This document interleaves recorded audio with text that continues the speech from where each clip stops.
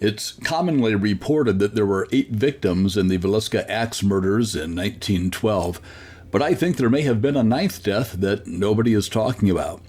Thanks for joining me today on Backroads Tourist. I'm Jeff, and when I was doing my research for the recent video I did on the Villisca Ax Murder House, I came across some information that suggests that there might have been a 9th death that could be attributed to the killing spree on June 10th, 1912. If you haven't watched my other video, or you know absolutely nothing about the Villisca, Iowa axe murders, the stripped-down version is that in the early morning hours of that day, somebody killed 6 children and 2 adults with an axe as they were sleeping. There were several suspects, but no one was ever convicted of the murders, and it remains unsolved to this day. The victims were husband and wife Josiah and Sarah Moore, their 4 children, Herman, 11, Catherine, 10, Boyd, 7, and Paul, 5.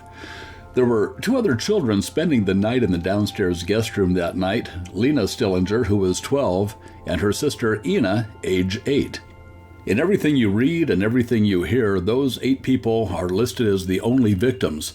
As far as I know, no one else has talked about the following information, but then again, I haven't read or watched everything, so I may very well be incorrect.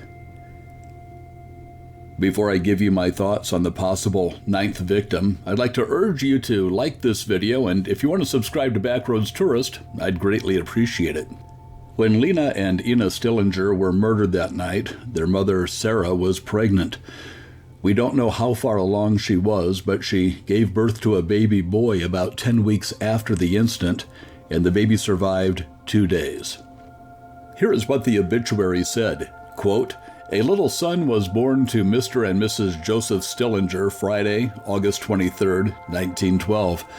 But this little one was not well from the first. Its life was full of illness and suffering, which was more than the feeble body could stand. It passed away at 6:30 o'clock Monday evening." End quote. Based on the description of the child as being feeble and ill, it's a very real possibility that the baby was premature, or that the child was harmed by the stress the mother went through when 2 of her children were brutally killed. Or it could have been a combination of the 2. There were 4 other children who all led long lives, so there was apparently no genetic factors that could be blamed. It's a very real possibility that the trauma of the axe murder may well have been a key factor in the death of this baby boy. It's all speculation, but I believe that there is a case to be made that if indeed the horror of that night directly contributed to this baby's death, that he could rightfully be considered the 9th victim of the Villisca Ax Murders in 1912. What do you think? Leave your thoughts in the comment section below. Thanks again for joining me today. I'll see you on the back roads.